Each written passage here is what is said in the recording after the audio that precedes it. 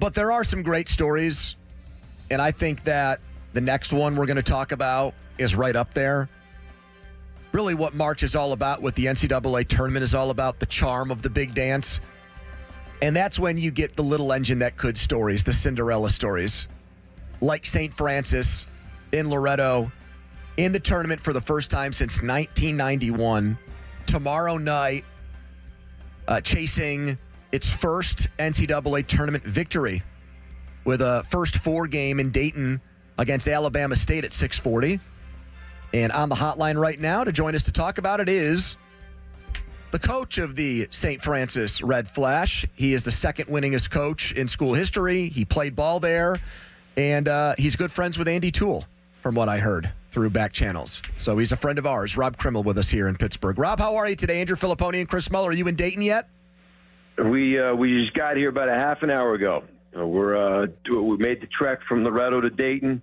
We've done it twice now this year, and excited to be in March Madness. And yes, Andy's a friend of mine. Have a ton of respect for the Robert Morris Colonials, and congratulate them on their championship and a trip back to the tournament for them. It's been good for the Northeast Conference, and especially former Northeast Conference, Robert Morris, Mount St. Mary's, Bryant, and us. So technically we have 4 Northeast Conference schools in the NCAA tournament. That's the same number as the ACC, and their last one they got in was pretty controversial, Rob, as you know.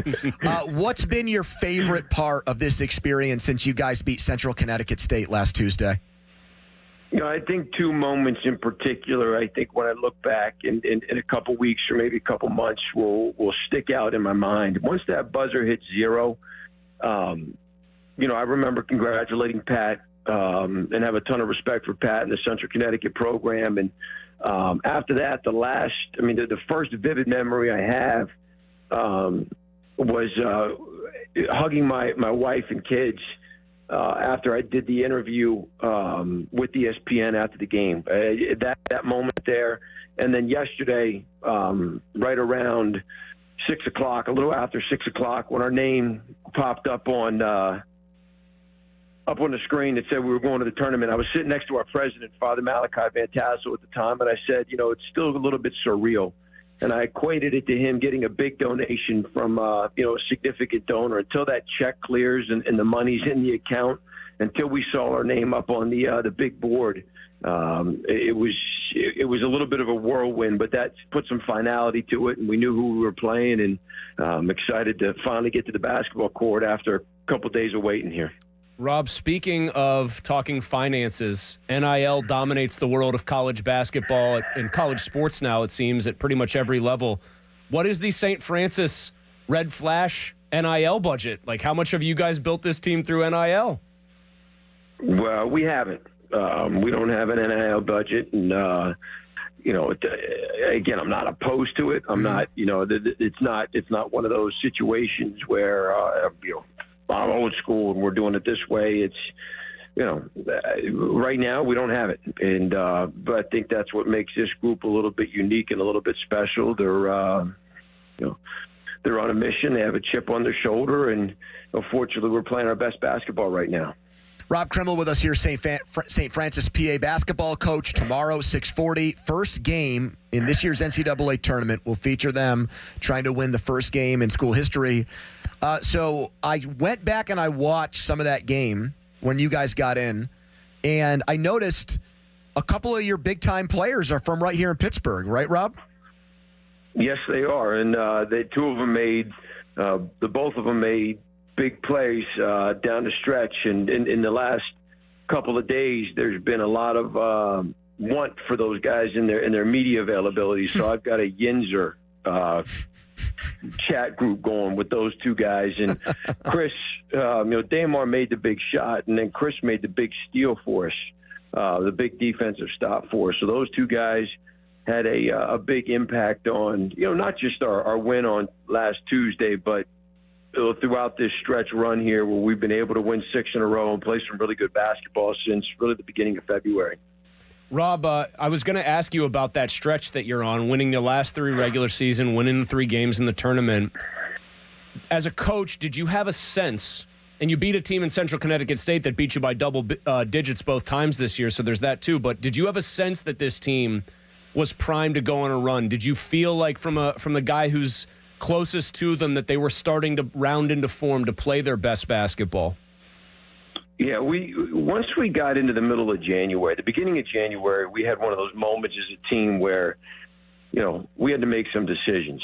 And I've said to pretty much every player that's come through that, greatness is a habit in everything that you do. You can't be a schmuck in one area of your life and expect to be great in another area, right? Greatness is something that you do all the time. And we had some habits, as a group that we needed to be better at. And early January, we weren't there.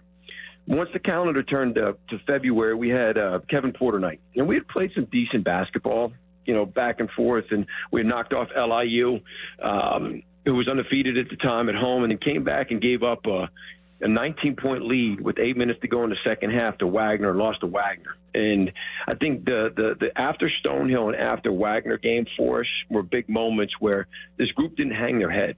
I think so much of composure is learning to get knocked down and get back up again, get knocked down and get back up again.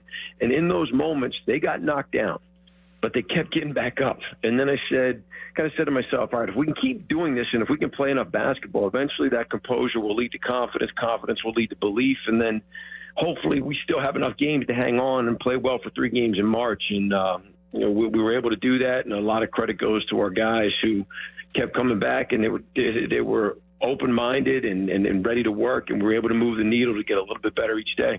Coach, my favorite part about Selection Sunday is when they show these smaller schools, the small programs, celebrating when they see their name put on a line of the tournament bracket. What was the watch party like for you guys? How special was that for you and your whole group? Yeah, let me tell you about the watch party, okay? And it started about 3 hours before. We're in the middle of practice, and the power went out.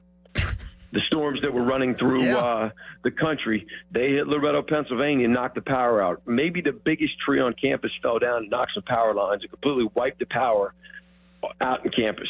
So we finished practice. We had some auxiliary lights that kicked on, and it was it was light enough out. So fortunately, we were able to do some things without harming anybody. And but then we had 2.5 hours to try to find a way to get a live feed in for CBS to do the live look-in. And it had to be a dedicated line that they could get a signal in. And we had all of our people from St. Francis on site coming up off of some weekend plans. And there's one dedicated line that wasn't tied in to the main breaker that went out, and it was the one coming into DeGaulle Arena. So we're able to keep the feed. We didn't have any power in the gym other than a generator that they brought in so that we could get it up on the TV, and had to make some quick adjustments where we were going to show the actual selection.